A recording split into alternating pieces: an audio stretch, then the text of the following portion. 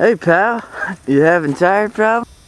Yeah, man, I've been riding around on it all day, but I don't want to bend the spokes. Well, just bring it up to my driveway. We'll fix it up for you, alright?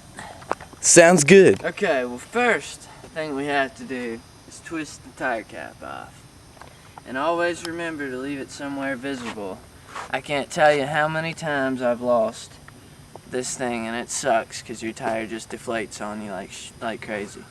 Then you get your tire pump out and you attach it. Well, you gotta move the wheel back a little bit, get it steady and everything. Yeah. Put it on there like that. Make sure it's nice and sturdy. And then you just pump it up.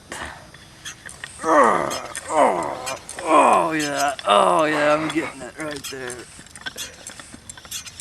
And you can start to feel it getting more and more tight and compressed air.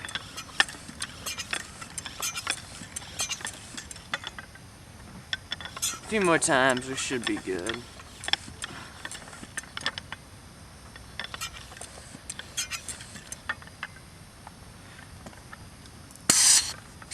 Then you take it off. Now you get your little toy out here. It's called a tire gauge. It measures the PSI in the tire. And usually you want it to be around 20 or 30.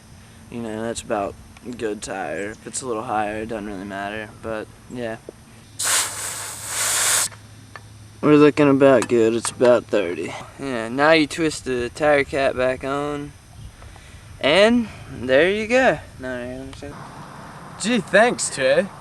Now, next time I got a flat tire, I can do it by myself.